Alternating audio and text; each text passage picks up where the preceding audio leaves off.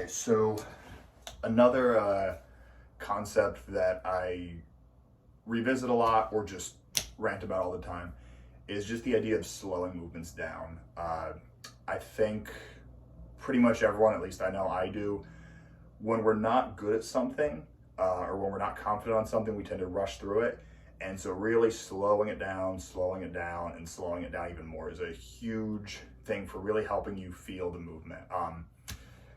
The best time I honestly ever heard this concept described was a friend of mine years ago, back in like early college. He was taking some kind of music lesson, and his instructor told him, you know, if you can do it slow, you can do it fast. But if you can do it fast, that doesn't mean you can do it slow. So learning how to slow stuff down, especially with exercise, really feeling the movement, especially with some big patterns. So I'm just going to show a little hip hinge and squat. And again, they're not perfect, but you're just going to kind of see me feeling the movement out and just really trying to get comfortable there.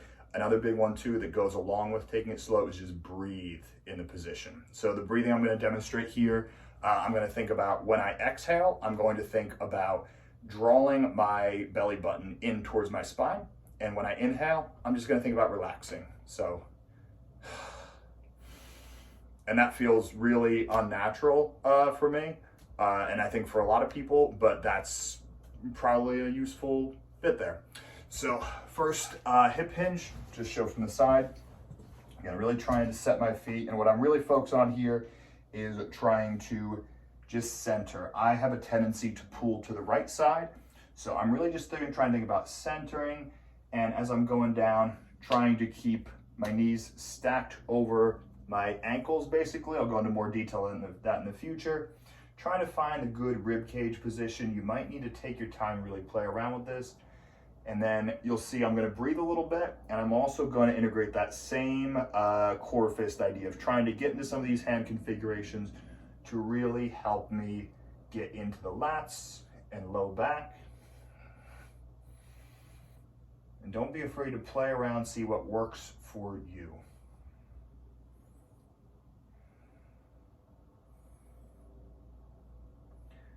I'm going to think a little bit about getting into a squat position as well.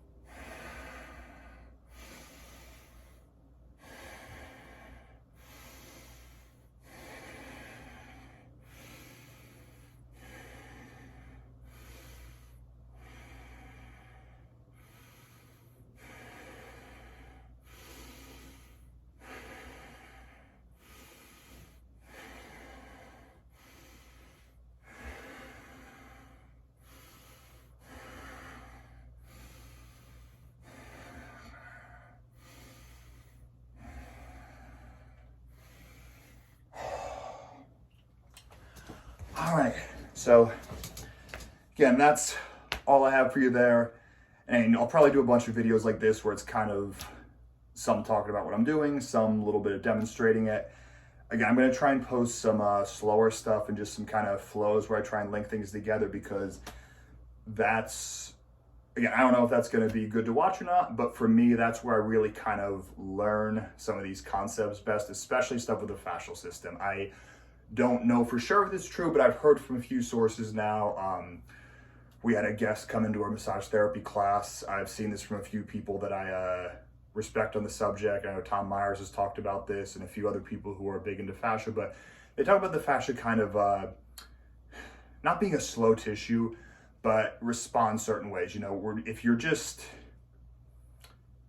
go into kind of herky-jerky, it's probably not gonna have that idea of fascial integration. So what I'm really trying to do there is get into positions, focus on just relaxing, finding a position that feels good for me. Again, I'll talk more about this in the future, but I'm thinking the position of the rib cage to the pelvis, trying to have it stacked in the right way, making sure we're not rotated too far one way or the other, and just kind of feeling what feels good for your body. The more you do it, the more you get a sense for it. There are guidelines, but a lot of it really is going by feel, at least from what I've found. But that's what I'm really going to focus on a lot. So again, I'm going to probably talk about that time and time again, because I think it's really important, is how to slow things down. And if there's a position that you're not comfortable in, slow it down and learn to breathe there. Because if you can breathe there, you are really learn to own that position. And, you know, on a neurological level, like, you are kind of letting your brain, your body, your central nervous system know that you can relax in a position. You know, you're not staying tight and tensed all the time. You're learning how to relax there. And it also ends up being a good kind of relaxation thing. You know, it's very meditative. So that's all I got for you tonight. Thanks for watching if you did watch. And if there's anything you like, let me know. If there's any questions you have, you can let me know about that as well. And I'll be back shortly. Thank you.